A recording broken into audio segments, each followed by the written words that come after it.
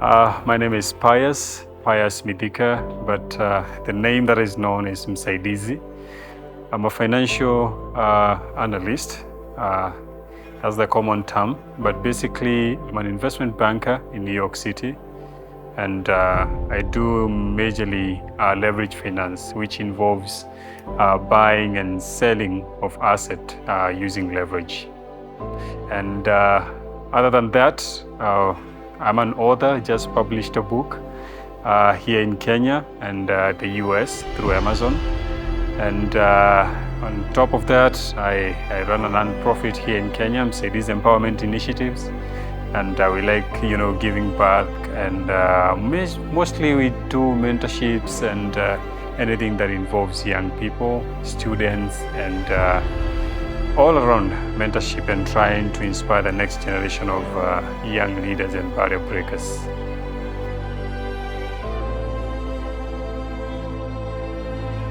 The truth of the matter is that everyone is chasing a dream, everyone is chasing a vision, and sometimes we don't appreciate enough how difficult that is, and sometimes some of these dreams seem impossible.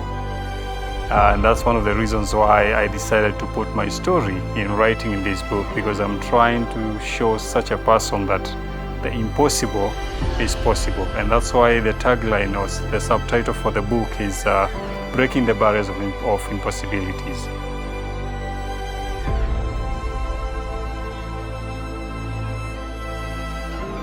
It wasn't an easy journey writing this book. It is something that I started doing 2 years ago, but I would say the toughest part was not really writing the book, because I love writing.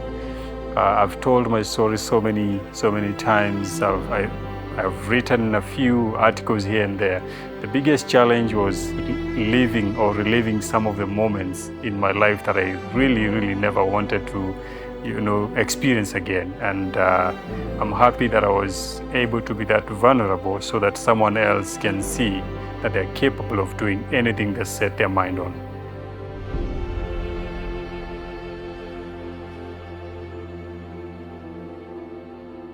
My writing basically had two parts. So the first part was recording. So I used to do a lot of recording, especially because my book was, the first year was basically recording because I was busy at work in New York City. And then the other half was sitting down and writing and editing, which happened when I was finishing my master's.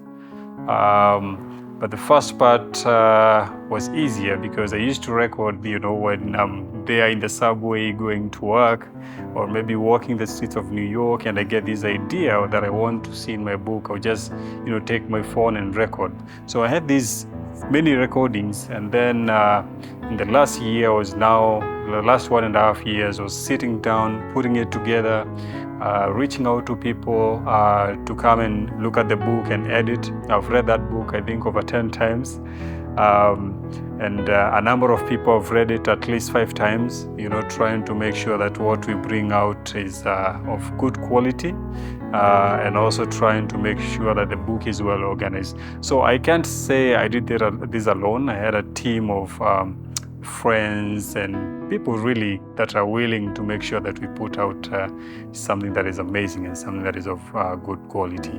We delayed in terms of the timeline that we had, but that was also because we were trying to make sure we give this book the right time when it comes to marketing and launching, because for those that were able to see, we launched the book very early in the US, but then in Kenya we took 1.5 months to bring it here, because again, logistically there's a lot of things that we needed to consider.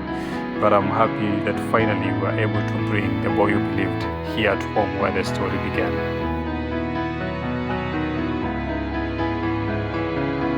There's a lot that goes into making sure that you put out something that you're very proud of. But the moment you get started, that's a beautiful thing. You won't want to stop. And I would also want people to know that nowadays, unlike before, when you needed to go and pitch your book to publishers and convince people to publish your story, you can do direct publishing. So you just have to make sure that at least you have people that are willing to proofread your book, because that is the most important part. You have an editor that is going to make sure that at least you don't have, basic grammar mistakes. You're going to have people that are going to help you in the organization of the book. And this is something, if you don't have resources, this is something you can do with friends, you can do with a fellow author, because I don't believe there is a time you reach out to someone and they really turn you down, especially when it comes to asking questions about the writing process. So the first step is going to be tough, but the moment you start, just make sure you finish, and everything is possible.